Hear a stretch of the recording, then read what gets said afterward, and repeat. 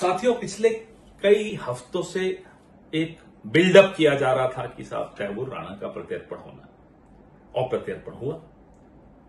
पिछले 1.5 दशक से जिन एजेंसीज ने इस दिशा में बहुत मजबूती से कदम उठाए, यूपीए की सरकार के वक्त जो कदम उठाए गए, और उन्हीं एजेंसीज ने इस सरकार के तहत भी उन्हीं कदमों को और आगे बढ़ाया, उसके लिए बहुत बधाई के पात्र हैं।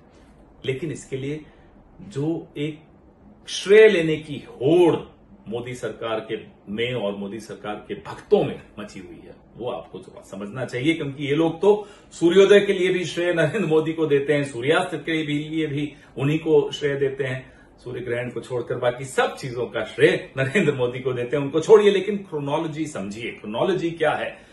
अक्टूबर 2009 में डेविड हेडली और तैमूर राणा डेनमार्क के कोपेनहेगन में आतंकी हमले की साजिश करते हुए पकड़े गए। जब वो पकड़े गए तो यह खुलासा हुआ कि मुंबई के 26/11 के हमलों में के भी यही जिम्मेदार हैं।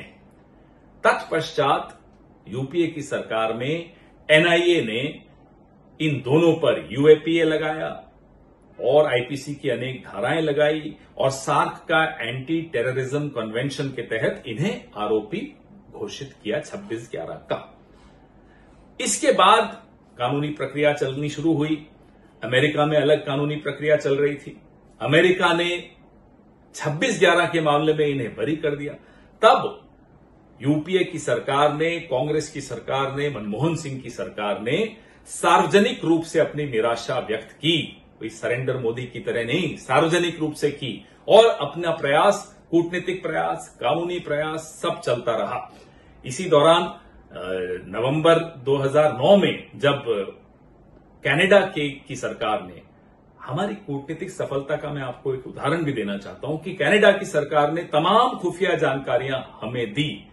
अमेरिका की सरकार ने एमलैट के तहत खुफिया जानकारियां हमें दी। ये सब यूपीए सरकार में हुआ। लेकिन जब इन्हें बरी कर दिया गया अमेरिकन कानून के हिसाब से, तब हमने, जैसा कि मैंने आपको बताया, सार्वजनिक रूप से निराशा व्यक्त की और हमारे विदेश मंत्री सलमान खुर्शीद जी, हमारे विदेश सचिव रंजन मथाई जी, ये लोग सब लगातार secretary of state Hillary Clinton और अनेक अमेरिकी अधिकारियों के साथ अपना पक्ष मजबूती से रखते रहे।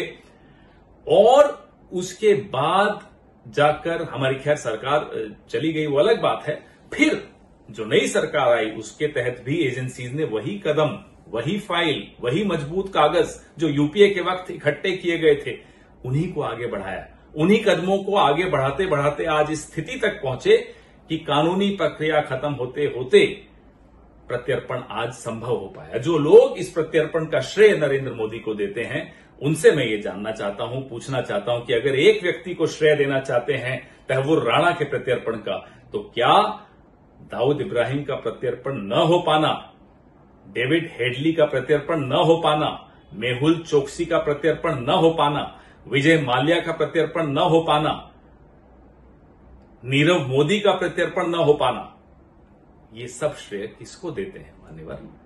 यह भी जानने लायक बात है। ये बात भी समझ लीजिए, जब भी भारत के हितों के खिलाफ कुछ भी होता है, वो पार्लियामेंट अटैक हो जो बीजेपी के वक्त हुआ, वो कंधार हो जो बीजेपी के वक्त हुआ, हम बीजेपी सरकार के साथ कंधे से कंधा मिलाकर भारत के हितों की रक्षा करने के लिए खड़े रहे। भारत के हितों के आगे किसी एक व्यक्ति का, वो नरेंद्र मोदी हो, वो सरेंडर मोदी हो, कोई हो, मायने नहीं रखता। ये भारत की संप्रभुता का सवाल है, ये भारत की सुरक्षा का सवाल है। जय हिंद।